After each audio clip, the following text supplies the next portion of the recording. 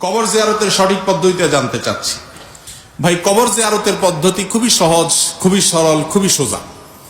কবরস্থানে ঢুকে কবরবাসীকে সালাম পেশ করবে।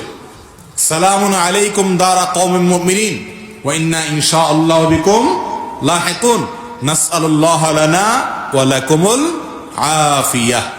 হে ঈমানদাররা, যারা এই কবরে শায়িত আছো, তোমাদের প্রতি সালাম। তোমাদেরকে আল্লাহ তাআলা শান্তিতে রাখুন, শান্তি বর্ষণ করুন তোমাদের উপরে। আর আমরা অচিরেই তোমাদের সাথে এসে যোগ দিব, আমরাও আসছি তোমাদের পেছনে পেছনে। এই সালাম পেশ করা, এটাই হলো কবর জিয়ারত করা।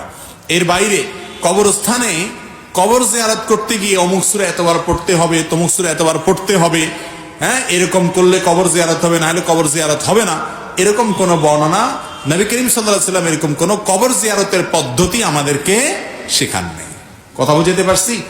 আমাদের দেশে অন্যান্য আমলের মতো কবর জিয়ারতের সময় হুজুরদেরকে ঠিক করা হয়, টাকা পয়সা দিয়ে হুজুরদেরকে দিয়ে কি করানো হয়? কবর জিয়ারত করানো হয়। অনেক এলাকায় এখনো আছে। ভাইরা আমার, কবর জিয়ারত, নিজের কবর নিজে জিয়ারত করবেন। কবর আমরা কেন জিয়ারত করি বলেন তো? কবর জিয়ারতের উদ্দেশ্য কি? আমরা বেশিরভাগ মানুষ মনে করি কবর জিয়ারত মানে হলো মুর্দার উপকার করা, এটা হলো কবর জিয়ারতের মূল উদ্দেশ্য।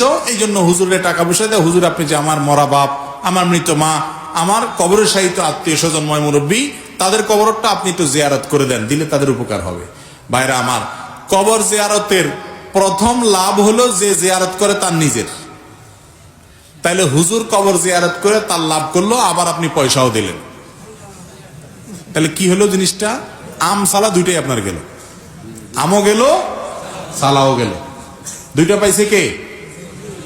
যদিও হুজুর সওয়াব পাবে না, কারণ টাকা নিছে যে। আখিরাতের কাজ করে টাকা নেওয়া জায়েজ নাই, হারাম।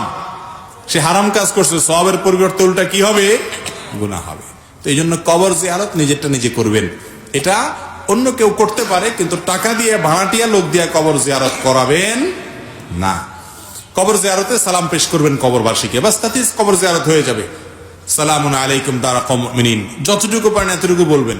আসসালামু আলাইকুম আহলাদ দিয়ার মিনাল মুমিনিন ওয়াল মুসলিমিন, অথবা আসসালামু আলাইকুম ইয়া আহলাল কুবুর মিনাল মুসলিমিন ওয়াল মুমিনিন।